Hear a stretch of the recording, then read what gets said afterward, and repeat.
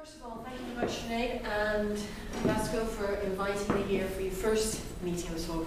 Thank you also for coming along this evening. And just to introduce myself, my name is Anna-Louise Haigh. I often get the question asked, am I Louise Haigh, who is the very well-known spiritual personal growth writer.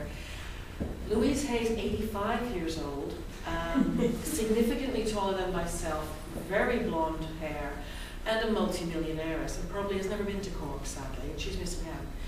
But the fact is that because our surnames are kind of similar, and because I suppose my philosophies were born out of experiencing Louise Hay's methods, from the affirmation side, and really what you think about, you bring about, your body expresses what's going on inside your heart, and your emotions, and as it turns out, your soul, and that's where my lead-off comes from.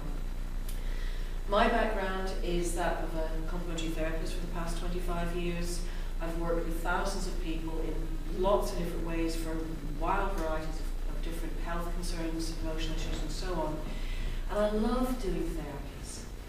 But my one thing has always been that people enjoy the physical, but sometimes the help that they're getting goes skin deep and bounces back out because they're not actually addressing the problem that is causing their health issue. And that took me into the field of metaphysics, looking at the mind-body connection and so on. Within my own background, growing up in Canada, it was very important to look after all aspects of your health, whereas in England, we tend to work hard and then work hard. We don't tend to play that much in England, so I see a lot of the same kind of different ailments and so on.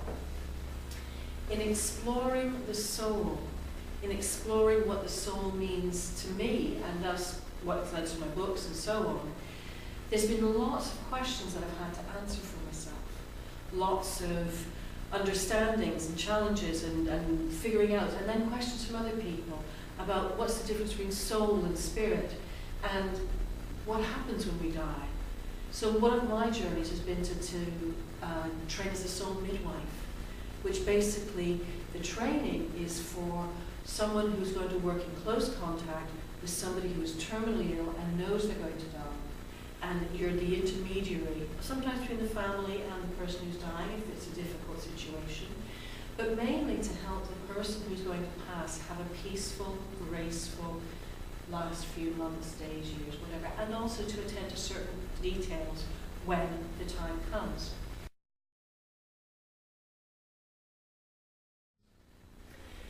Within my work, what I do is, as a soul whisperer, is I listen with my human head and my soul head, if you like, my soul ears, to a person's situation. And I'm listening for health traits, I'm listening for beliefs, I'm listening for limitations, I'm listening for frustrations, I'm listening for what inspires the person, where they got stuck, where they want to be. And what I then do is work from a spiritual perspective, uniting human and soul together to actually help in a logical, practical, sensible, but spiritually enriched way to actually untangle that story, rewrite it, cut cords if necessary, and then rebind it in a new book of their life and move forward.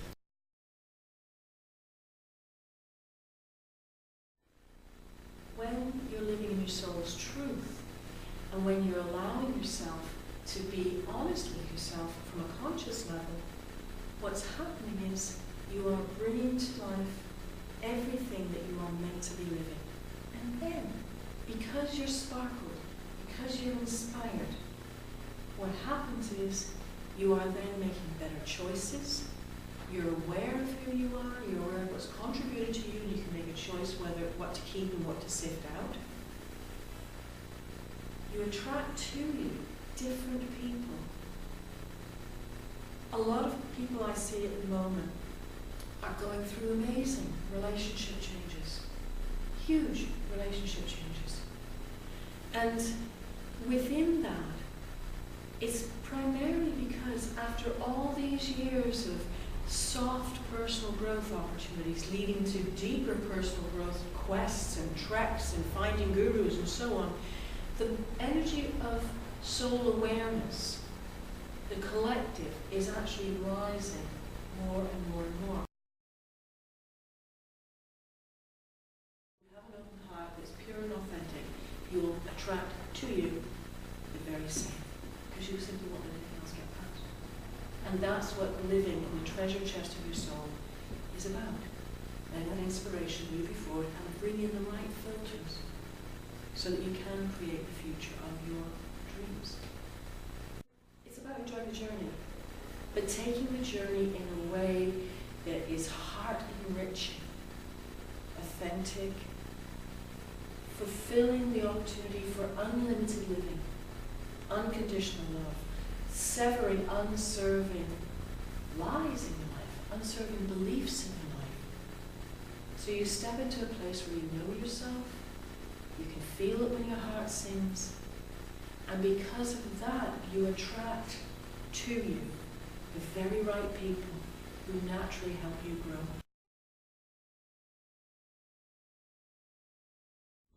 Any other questions? Yes, sir. Sorry. Thinking materialistically, obviously, I'm a human. So that's okay, that's fine. What's the objective of the soul and the community of souls constantly wanting to learn? And what happens then to the soul or the community of souls once they've learned everything? Ah, the everything question. Or can you ever learn everything as a soul? But then good question. That asks the question, what's the objective of all this? Okay. The objective of a soul is an individual soul, which makes up the families or the communities, in themselves, is itself, is to learn really the echo of the divine, the unconditional love, full parameters. In other words, all the aspects that go to make a whole being that is purely radiant of unconditional love, which means there's no judgment, no expectancy, no heavy emotions, no pain, none of that kind of real heavy stuff, but basically where there's fairness, non-judgmental, where there's acceptance, etc. That's the quest. That's why it takes lots of lifetimes, because there's lots of different components in the whole emotional language of humanness that need to be worked through. Question is, do souls ever get the job done? Pretty much, yeah? When the idea of the souls, you've heard of old souls, yeah, and then young souls. Young souls often can be recognized by the fact they don't know how to treat their bodies. So they might adopt behaviors or habits that kind of trash their bodies because they kind of don't get what a body's about. Not a great idea, yeah?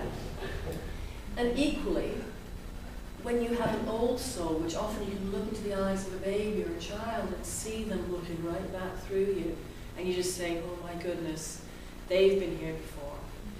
The idea of an old soul is that as they get nearer to their soul's completion, they're actually going through the tougher jobs, the stuff they put off to last.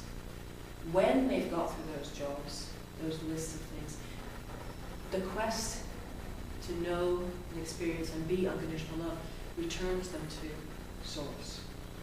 That's intended to be the final quest.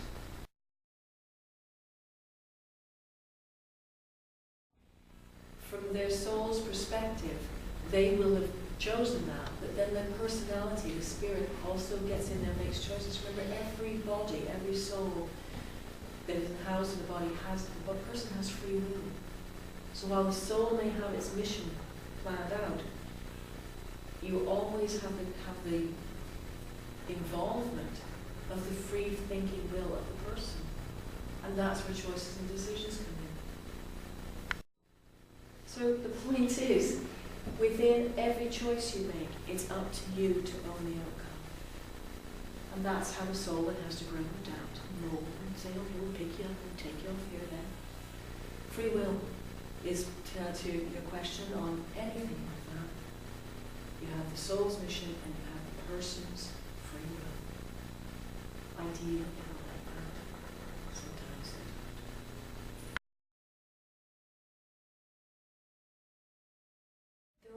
there's such a thing as soul families, okay?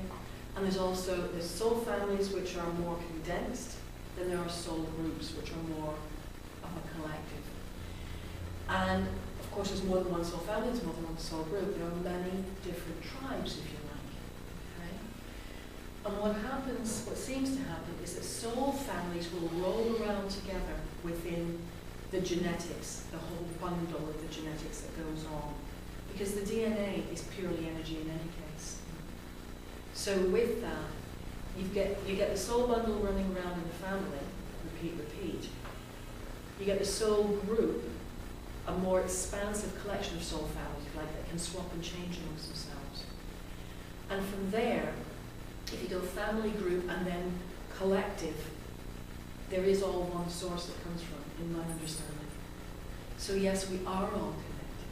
And if you imagine me standing here, we have each of us in a line, and we were all sort of, if you like, concentrating on just relaxing, but also kind of tapping into the universal consciousness. At some point, if our energy is going out like a funnel, at some point, we're all going to cross over.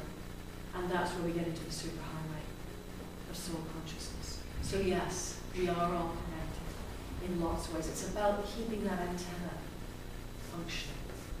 So I mean, a good point is, and I'm sure you've had this happen to you, Sinead, where you think about somebody and they ring, but they haven't rung for like 2 months, and they're suddenly there. Or you think about somebody and you thought they were in Australia, that's where they lived, and you turn the corner and you bump into them. That kind of thing.